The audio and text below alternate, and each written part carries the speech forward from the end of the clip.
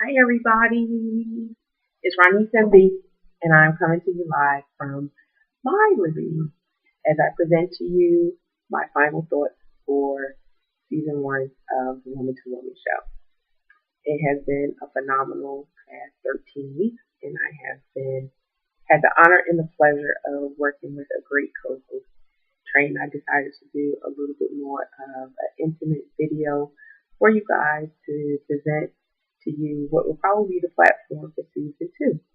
That as we go forward, that it will be more of a real reality show where you guys get to see our families and you get to see us as we do other things in order to bring you the Woman to Woman show. As many of you guys know, I wear several hats. I am a mom. I am an entrepreneur. I'm a consultant. I am everything. I am Miss Mona Lot Cocktail. That I have several business ventures. I am a wife, and it's not always easy to balance home, work, and own your life at the same time. We have the mission of the show was to really be able to bring you guys a new idea on some of the things that aren't talked about, that we don't as women often say, whether to ourselves or to the people that we become involved with, and to really be able to bring those things to the forefront, where a lot of times we want to blame other people when in actuality the person that you need to blame lives in the mirror. I call it the mirror channel all the time. Is that my business takes up all of my time, and that's my personal business, my business, and so therefore I should really, that's a full-time job, minding your business. But at the same time, when you mind your business and you have to look in the mirror and say, I'm accountable for all the choices that I make. So I can't hold my children's father accountable if he doesn't spend time with them. Because I have to ask myself, what kind of relationship did I have with him before I chose to have children with him? For you ladies that want to hold your children's father accountable for the fact that he may not pay child support, you have to ask yourself, how much money was he giving to me prior to us having children? When we talked about being the side chick, the break chick, all these other names that they have for women, one of the things too, if we all start to act more just as women, men can't give us different names. We can't call each other different names. We talked about having children or being in relationships where we are emotionally unavailable. You make those choices. We talked about being the architect of your own destruction. That you choose to enter anything that you have going on, no matter what it is. 9 times out of 10, if you take a step back and you don't look to blame anybody else and you say, I am accountable for every choice that I made, I guarantee you can find that within yourself. So for season 1, I can tell you some of the things that I learned. I learned about myself that as much as I want to help everybody else, sometimes I'm the dentist with the toothache. I need to help myself. I need to take a step back from everybody else and just be able to be quiet and listen to my thoughts sometimes. And as much as I want to fix everything and everybody, I also know that if I'm not well, if I'm broken in my spirit, if I'm broken, I need to repair myself before I can work on others. Many of you guys don't, before when the season started, I had a full-time job over the course of the 13 weeks. So rather within the first month, my employer decided that I was no longer a viable part of their team, their culture. And so for some people, losing a job is serious. I was out of work for almost 2 years before I secured that job. And I remember the day that I started that job, I was so excited, one, because it aligned to me personally as well as professionally.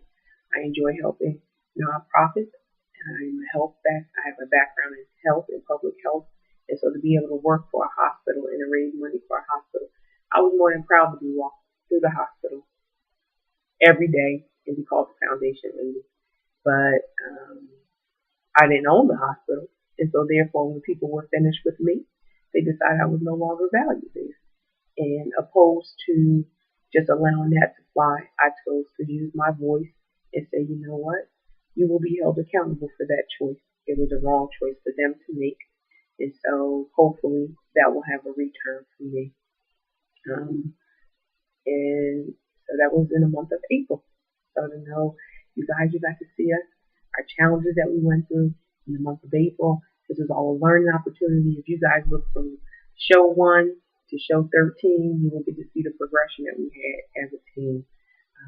And then in the month of May, things started to just kind of unravel in our team that we had. Some people didn't choose for whatever reason to continue to deliver on what was asked of them to do. And so we had to make some other decisions to move forward. But that all again, to know that personal relationships and professional relationships, they don't always align. And that's okay. The integrity of the relationship was more important for me to have that on the professional side opposed to a personal side opposed to a professional side. And so hopefully moving forward, those relationships remain intact. And as I was going through my own process of dealing with my own emotions and the loss of a job and the challenges of being a mom and finances, my marriage took a little toll as well too. So I know a lot of you guys know me as Jeff's wife from Facebook, and I appreciate so much the love and support that he and I get, and all the cheerleaders that we have that constantly look to us and say, you guys are doing, you're black love in the neighborhood and all those things. But he and I went through some challenges because as much as I talk all the time, when I'm going through things, I become an introvert. And to deal with that with somebody that is still learning me as I'm learning him, as you guys know, we just celebrated our first wedding anniversary. I'm so happy about that. But it was a year. It was a year of growing pains. He and I didn't live together before we got married. I think we only lived together for maybe about a week and a half. And we have officially only known each other for 2 years. So our first wedding anniversary is also the anniversary of our first date. So then we went on our first date, July 5th of 2012. We got married July 5th of 2013. And so July 5th of 2013 was really an important event for us to celebrate together. I'm learning about myself is that everything won't be perfect, but just as long as we remain intact together and able to learn how we communicate well with each other and to be able to have repeat conversations, because I will shut it down. I don't want to hear too much about it. It just does something to me. But that's me. And I'm learning to listen to him in his way, and he's learning to listen to me in my way. And that sometimes silence speaks louder than words. But that's been some of the behind the scenes things.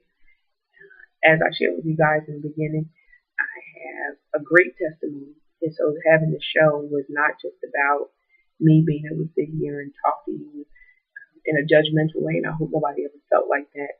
I'm just really me. That's all I have. But as I shared, I was molested. I was raped. I lived in a domestic violence situation. But I don't look at that as being a victim. I am actually a victor of all of that stuff. A lot of women don't get to be able to say that.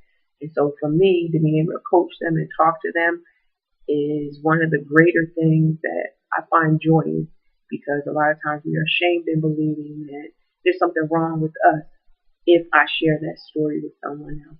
But I truly believe and know, because I have had so many of you reach out to me and say, RONICE, can you talk to me? RONICE, can you help me? RONICE, how much are your fees to be able to sit down and just have a billable hour with you? Some women, I do it because I just know it's in your spirit and you need somebody to talk to. And others, you need a little bit of coaching on how to really be able to overcome that. I appreciate that opportunity to work with you as well too. I should also share with you that I shot the shit out of somebody in my domestic violence situation. I chose that. I chose that situation for myself. I didn't choose to be hit. I didn't choose to be choked. I didn't choose to be sexually violated. But what I did choose was to continue a relationship with somebody that I knew wasn't healthy for me. I chose not to speak out. I chose not to cry out for help. I chose not to hold him accountable for the things that he was doing. And in the midst of all of that, I chose to do that, one, because I had children with him. But I chose him. I chose to have my children with him.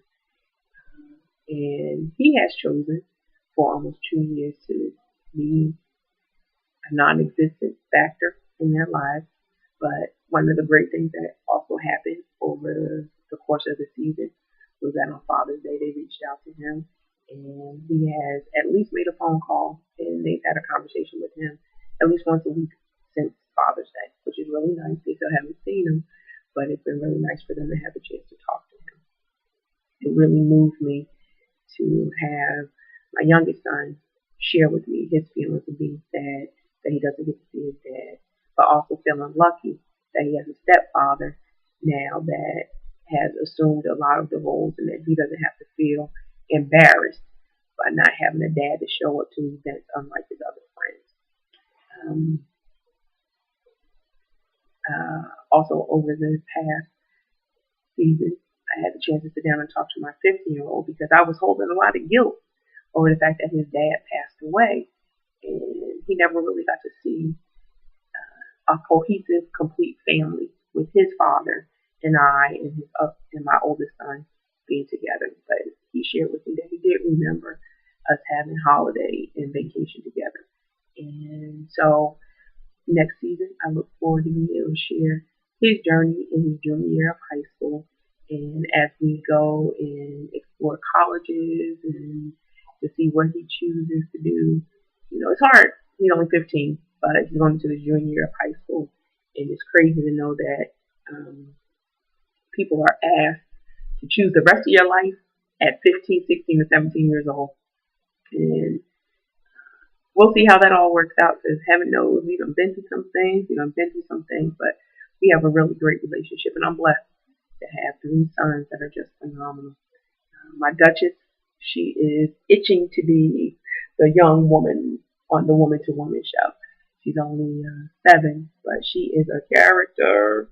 And so she will be a guest host as we talk about some of the things that, as a young lady, she's going through.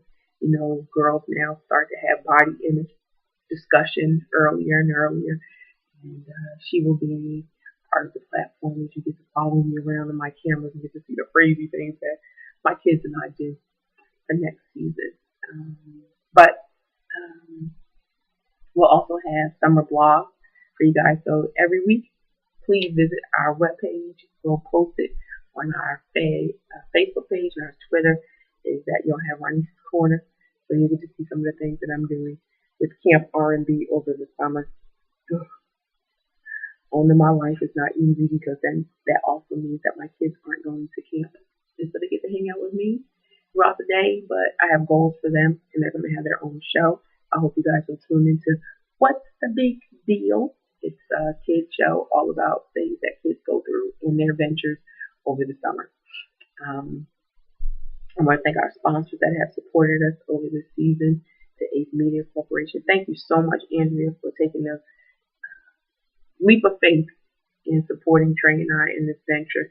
We hope to continue to make you proud of the things that we continue to do. Season 2, have you hopefully on the show to be able to highlight some of the things that you're doing, all the phenomenal things that you're doing, and to be a mentor for us as well. To Egypt in the Movement magazine. Thank you so much. You guys look forward to our training. We're going to have a spread in the Movement magazine. Looking forward to being able to show that. Cobblestone Multimedia, that's my husband's business. I want to thank him so much. He was one of the executive producers of the show. He was really and truly somebody that stepped up. He became the engineer. He became the camera guy. He became the grip guy. He became everybody. I really and truly appreciate him. Wasn't easy when you're working with your spouse, anybody that has a business with your spouse, but I was glad to be able to say this was our first venture together, and I look forward to doing more of this for season 2. I want to thank Michael Walker, our web guy. Oh my goodness, thank you so much to him. If you guys need a web page developed, please reach out. We'll give you all his information. But season 2, what do you have to come back for? So let me just say, as I shared with you guys, my family still has a lot to recover from things that I went through as a child. I hope that those things will be highlighted and overcome over the next season. That family dynamics are not always easy, as many of you know, and I hope that if nothing else, maybe you'll get to see my mom and I recover and become closer. That hopefully my sister and I will also develop a relationship again, some sort of relationship, at least restore some of lost friendship that we have had. That you'll maybe get to see a wedding next season. But let me see, my kids, of course you can see my kids. And then as I originally wanted to write a book about how I got married in 365 days. So I'm still working on that, because getting married in 365 days may not have been the smartest thing to do. But nonetheless, you guys are going to get to see how you manage a marriage, a business, build a life with somebody that you're still getting to know after only knowing them for 365 days. I look forward to sharing that with you guys too for season 2. So again, thank you for tuning in to season 1. If we look forward to sharing our blog, tune in every week. So we'll see all the craziness that we go through as women. I can tell you my family is a pile of nuts. So I'm trying to tell somebody we a bunch of nutty bugs up in here. A lot of stuff. I'm trying to get people to understand the old Helen says, this new Helen, I don't give a flying bug about too much. I'm sorry for my language, but I really don't care about too much. I've just gotten to the point where life, people are complicated. Life is not. And people say you only live once. No, we die once. You get to live every day. And for me, every day out the box, I'm going to live out the box. And I hope that you will choose to do the same thing. Hold yourself accountable for your choices. Know that there's no shame in your truth. Every day, own your truth, ladies. Bye. I look forward to seeing you over the summer. And be sure to tune in to season 2, coming September 11th, 2014. Season 2, September 11th, 2014. Holla! You know who I am. I'm the mayor, yo. Oh, that's the other thing, too. You'll get to see my venture and my own mayoral stamp. Because you know I'm the mayor, right?